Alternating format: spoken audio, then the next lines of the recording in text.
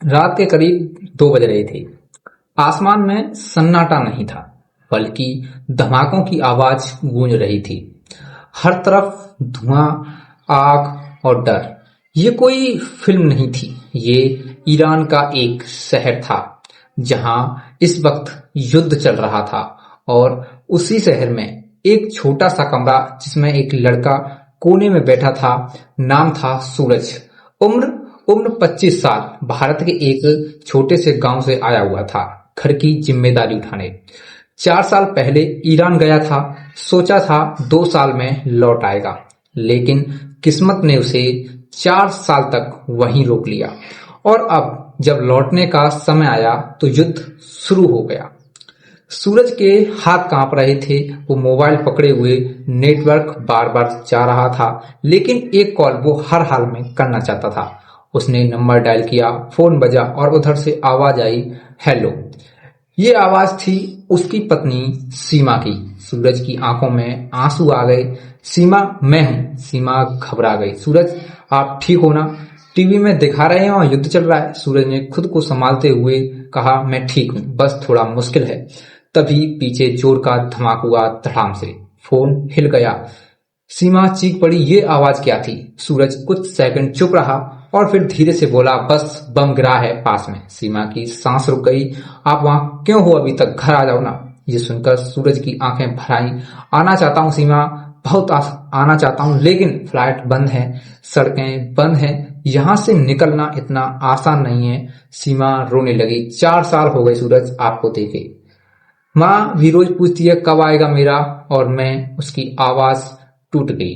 मैं तो बस आपकी आवाज सुनकर जी रही हूँ। सूरज ने दीवार की तरफ देखा और अपने आप से छुपा रहा है। बस थोड़ा और इंतजार कर लो सीमा, इस बार मैं जरूर आऊंगा, चाहे कुछ भी हो जाए।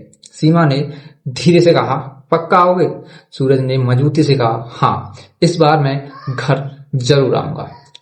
लेकिन उसे खुद नहीं पता था कि किस्मत उसके साथ क्या खेलने वाली थी। अगली सुबह सूरज बाहर निकला। सड़कें खाली थीं, हर तरफ फौज, टैंक और बंदूकें। लोग डरे हुए, भागते हुए कहीं जाने की कोशिश कर रहे थे। तभी एक आदमी चिल्लाया, जो भारत के लोग हैं उनके लिए बस आ रही है, उन्हें बॉर्डर तक ले जाएगी। सूरज के कान खड़े हो गए। भारत! उसकी आंखों में उम्मीद की एक किरण आने लगी। वो दौड़ पड़ा भीड़ की तरफ। भाई, मुझे भी जाना है, मैं भी इंडिया से हूं। तभी एक आदमी बोला, जल्दी करो, सीट बहुत कम है। सूरज धक्का मुक्की करते हुए बस तक पहुंचा। दिल जोर जोर से धड़क रहा था। बस अब घर करीब है, वो खुद से बोल रहा था, लेकिन उसे क्या पता था कि ये सफर उसकी जिंदगी का सबसे खतरनाक सफर बनने वाला है। बस धीरे धीरे आगे बढ़ रही थी, लेकिन ये कोई आम सफर नहीं था। ये मौत के साए में चल रहा सफर था। बस में बैठे लोग खामोश थे।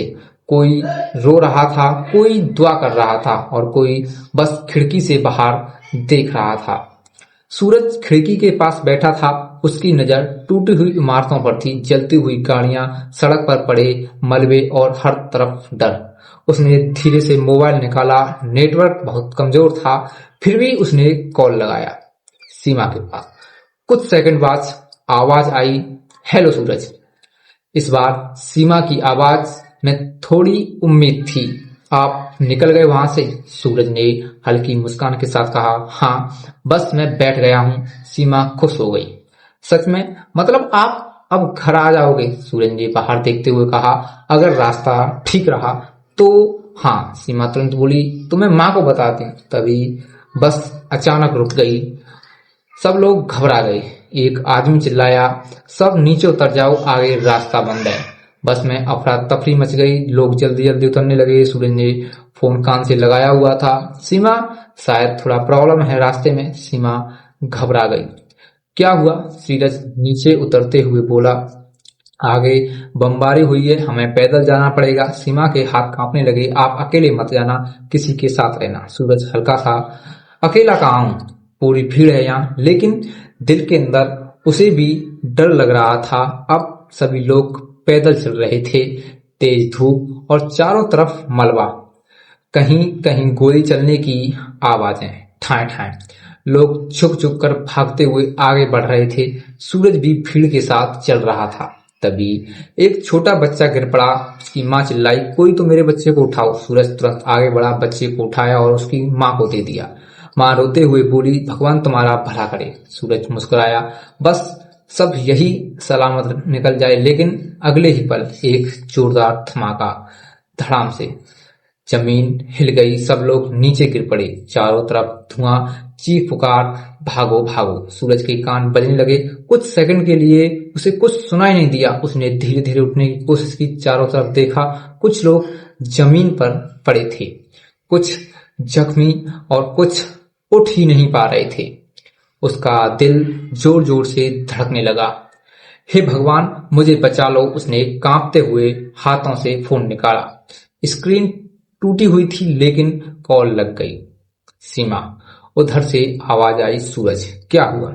मैंने जोर की आवाज सुनी थी। सूरज की आवाज कांप रही थी। यहाँ बहुत बुरा हाल है। सीमा रोने लगी। आप ठीक हो ना? सूरज ने खुद को संभालते हुए कहा, हाँ मैं ठीक हूं, लेकिन उसके हाथ में हल्की सी चोट लगी थी, खून बह रहा था। फिर भी उसने सच छुपाया, बस थोड़ा और चलना है, फिर बॉर्डर आ जाएगा। सीमा ने रोते हुए कहा, प्लीज जल्दी आ जाओ, मैं अब और डर नहीं सकती। सूरज ने आसमान की तरफ देखा जहां धुआं छाया था। बस थोड़ा और, कुछ घंटों बाद आखिरकार उन्हें दूर एक चेक पोस्ट की। किसी ने चिल्लाया, वो देखो बॉर्डर आ गया। सब लोग दौड़ने लगे।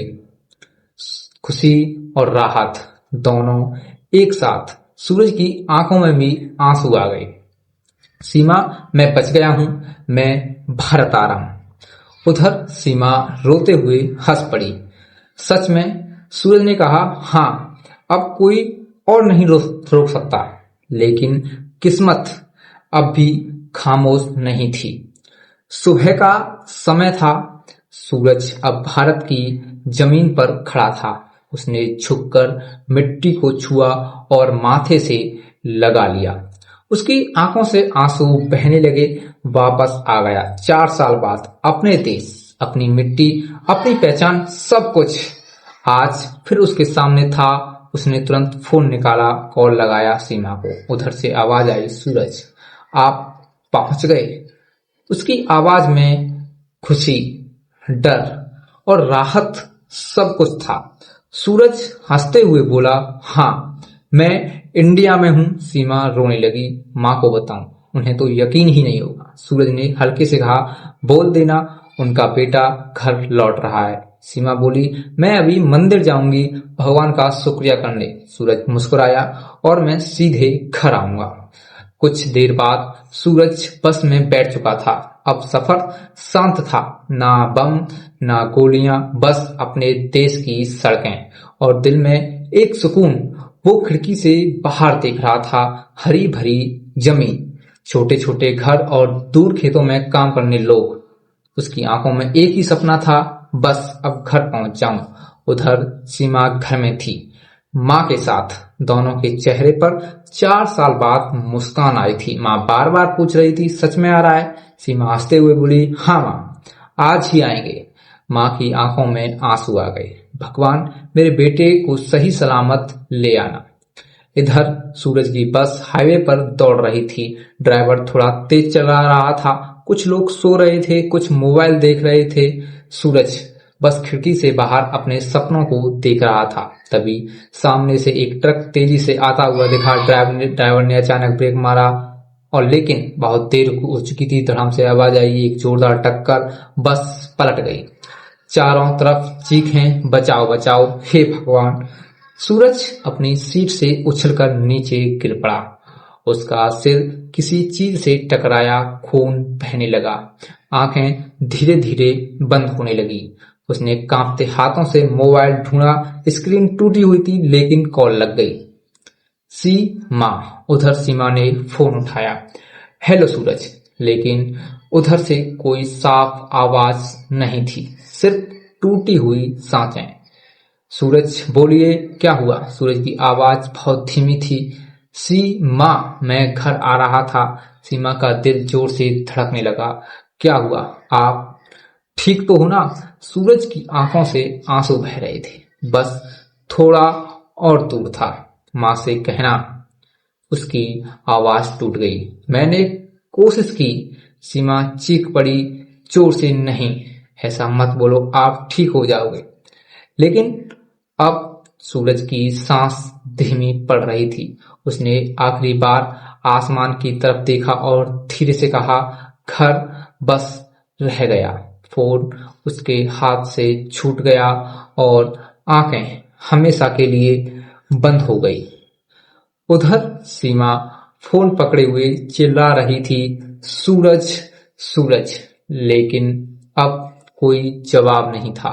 कुछ घंटों बाद एक फोन आया। मैडम, एक एक्सीडेंट हुआ है और आपके पति। सीमा के हाथ से फोन गिर गया। माँ ने पूछा, क्या हुआ सीमा? जमीन पर बैठ गई सीमा, आंखों से आंसू बहते हुए। माँ, वो घर आ रहे थे लेकिन घर नहीं पहुंच पाए। घर के आंगन में जहां स्वागत की तैयारी थी वहीं मातम छा गया।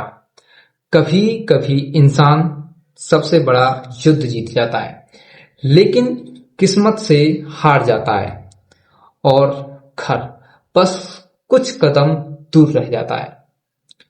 दोस्तों, ये थी कहानी सीमा की और उसके पति की। एक इंसान 2 साल के लिए बाहर काम करने गया था, अपने देश को छोड़कर, अपने परिवार को छोड़कर। उसे मजबूरी में 2 साल और काम करना पड़ता है, यानी कि 4 साल वो एक दूसरे देश में काम करता है, ईरान में। और फिर जब घर आने का टाइम होता है तो ईरान के साथ किसी दूसरे देश का, अमेरिका इजराइल का युद्ध छिड़ जाता है और वो उस युद्ध में फंस जाता है। अब जैसे तैसे उसे अपने भारत देश आने के लिए सुविधाएं सरकार के, ईरान की देश की जो सरकार है उसके द्वारा मिलती है। तो फिर दोबारा से बमबारी होती है। वो सही सलामत अपने देश भारत में पहुंच जाता है, लेकिन फिर से उसके साथ में ऐसा होता है जो भगवान को मंजूर नहीं था। अब दोस्तों, ये तो एक कहानी थी। ये कोई वास्तविक कहानी नहीं है, ये एक काल्पनिक कहानी है। दोस्तों, ऐसी कहानियां बेशक काल्पनिक हों, लेकिन हकीकत में ऐसी कहानियां भी घटती हैं जो हमारे सामने नजर नहीं आती हैं, जो हमारे सामने नहीं होती हैं, जो किसी इश्तेहार में नहीं छपती हैं, जो किसी अखबार में नहीं छपती हैं, जिसे कोई न्यूज एंकर वाला अपनी टीवी में नहीं दिखाता है। लेकिन दोस्तों, हाँ, ऐसी कहानियां होती हैं। तो दोस्तों, आपको ये कहानी कैसी लगी कमेंट बॉक्स में अपना एक प्यारा सा कमेंट जरूर कीजिएगा। थैंक यू वेरी मच हमारी इस कहानी को सुनने के लिए। जय भारत।